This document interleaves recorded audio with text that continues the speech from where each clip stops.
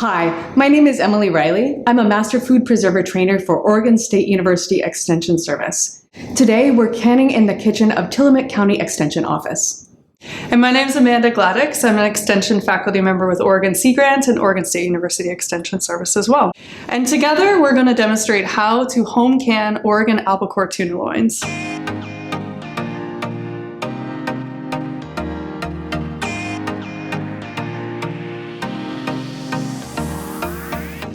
So pressure canning is the only safe method for preserving tuna and other seafoods at home. And here are two types of pressure canners that you might use, a dial gauge and a weighted gauge.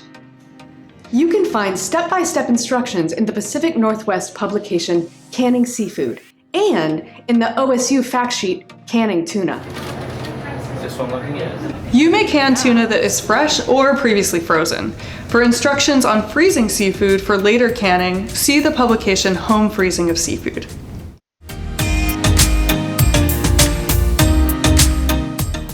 Today we're using tuna loins that we purchased from a specialty seafood market in Garibaldi.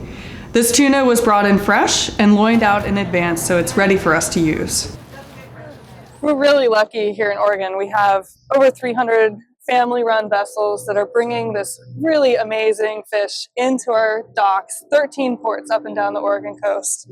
And we can get albacore tuna all summer long, from like June or July, sometimes all the way through October. You can source Oregon albacore directly from fishing vessels at the docks, at seafood counters, in grocery stores, or at specialty seafood markets statewide.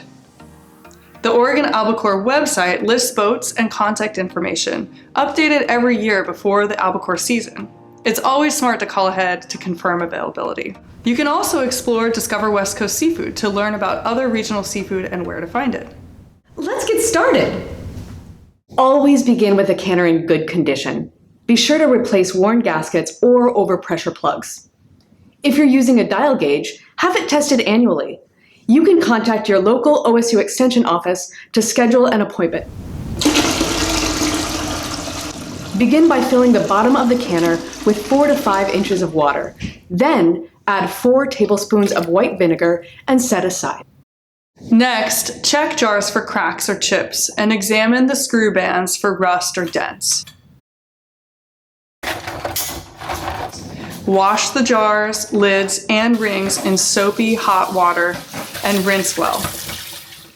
Label the lids with the date, the contents, and the processing time. Always wash your hands for at least 20 seconds and sanitize work surfaces before getting started. Cut tuna loins crosswise into pieces that fit your jars. Today we're using wide-mouth half-pint jars. Each hold about ½ pound of tuna.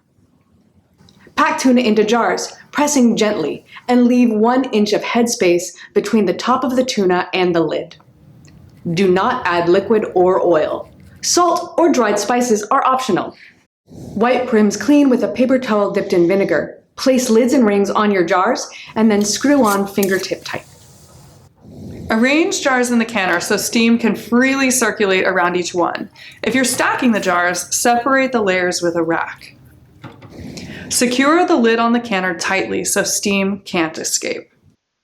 Turn on the heat and wait until steam flows freely from the vent pipe for 10 minutes. Place the pressure regulator on the vent pipe. Continue heating until the pressure dial gauge reaches the correct pressure, in this case 11 pounds, because we are at sea level. Pressure should be adjusted for altitudes above 2,000 feet. When the recommended pressure is reached, begin timing. In this case, we are processing for 100 minutes.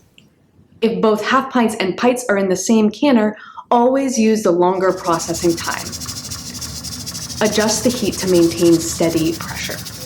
When processing is complete, remove the canner from the heat and let it cool naturally. That takes about 30 minutes. Do not force cool it. After the canner is fully depressurized, remove the weight from the vent port. Wait another 10 minutes. Then carefully open the lid facing away from you. Use a jar lifter to remove the jars straight up and out of the canner. Carefully place them 1 inch apart on a towel or rack and allow them to cool for 12 to 24 hours. When jars are completely cool, check for a proper seal. The lid should be concave slightly in the center and not move when pressed down, and give clear ringing sound when tapped. If a jar fails to seal, refrigerate, freeze, or reprocess within 24 hours. After 24 hours, remove ring, wipe your jars, and store them in a cool, dry, dark place. You'll find written instructions in the resources we have mentioned earlier, and you can also download OSU's free canning app to track your canning projects step by step. Thank you for joining us for this pressure canning demonstration. We hope that it inspires you to try canning Oregon albacore at home.